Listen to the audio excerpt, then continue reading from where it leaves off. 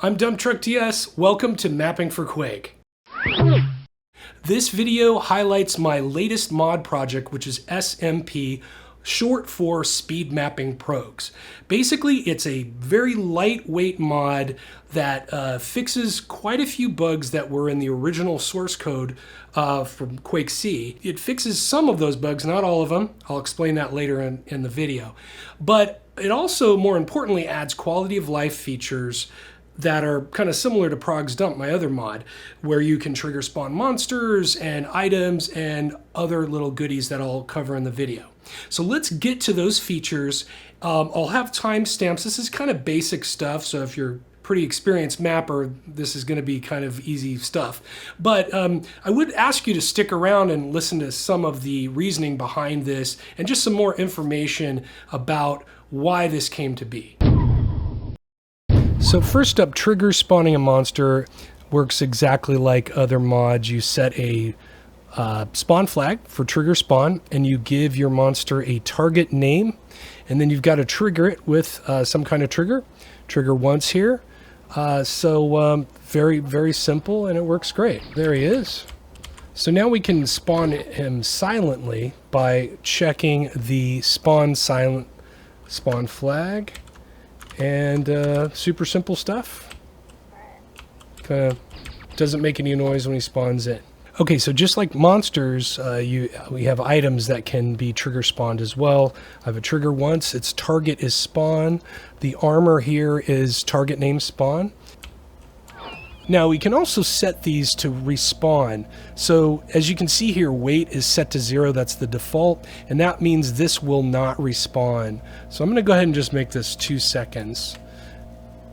So I'm gonna take this armor. So you'll notice that there are particles, and that is called, in QuakeC, that's called T-Fog, the T-Fog effect. So we can go back to spawn flags, and what we can do is we can spawn this silently just like a monster. So it just appears. When it respawns, it's not going to make any sound because we're telling it to be silent. But if we do want this to make sound and use the particles like monsters do, we set that to respawn particles. So yeah, it made a sound and it shows the particles.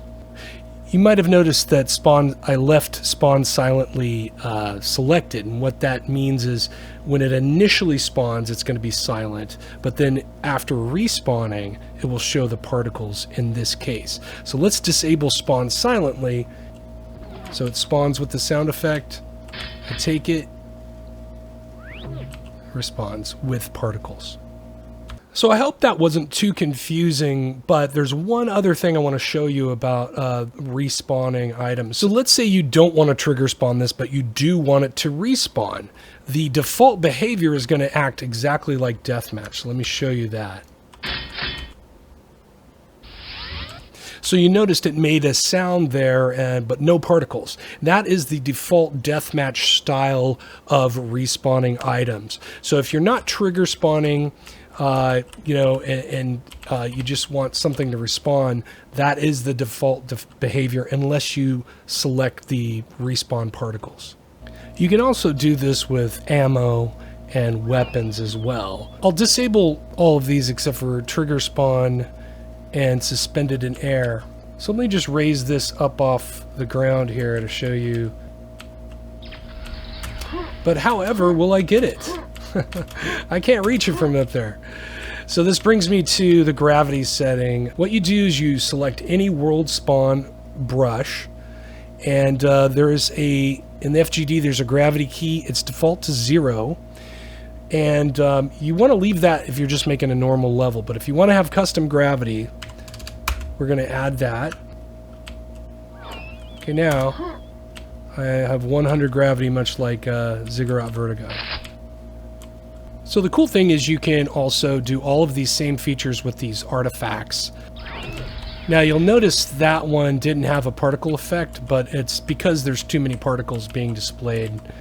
So one last thing, keys and runes cannot respawn, but you can still suspend them in the air, trigger spawn them, etc. And just as a tip for anyone who maps, you must always select an episode for the rune.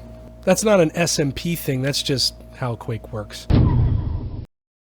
Okay, a little history about SMP and why I decided to work on it. For quite a few years, the Quake community has held speed mapping events, whether they be a couple of hours long, a couple days, in some cases a week or more. Usually these speed mapping events use vanilla Quake, just to keep things simple. You would take your maps, drag them into your id1 maps directory, and just play those maps. In recent years, people have used mods like Copper and different mods for speed mapping events. But in the past, mainly it's been vanilla Quake. I've always wanted to do this project, but I didn't know much about QuakeC. So after having spent 2 years on progs dump, I decided to create this small, simple mod as sort of a useful kind of utility progs that people can use. When id Software released the QuakeC source code, there were quite a few bugs in there. And over the years, there have been mods that have fixed these bugs. And most notably, most of these bugs were documented in the Quake Info Pool website. Now, this is not a replacement or a competitor for my other mod, progs dump. Progs dump is a gigantic, huge project that was very ambitious and gives you a lot of monster customization, a lot of really great features from mission packs and all kinds of mods all shoved into one dev kit. It's not the end all be all, but I did learn a lot, and a lot of people have made some great stuff with progs dump. So I'm very happy that found some success. But SMP really kind of fills two needs. Basically, once I finish all the bug fixes, it'll be a great starting point for QuakeC mods. So if you want to get into QuakeC, even right now, you could go ahead and use SMP as a basis for your mod. The bugs that are in there are kind of not showstoppers, but they're kind of annoying bugs that people would prefer be fixed. And the second reason is specifically for speed mapping events. We've already used this in SM212, which was the DM Remix project, but this is now a more advanced version of it with a few more fixes and features. So, so far so good, and we've got a brand new SM213, kind of a low gravity speed mapping event. I'm gonna announce that right after I post this video. And once that event is finished and released, I'll update the info below so you can download it and check it out.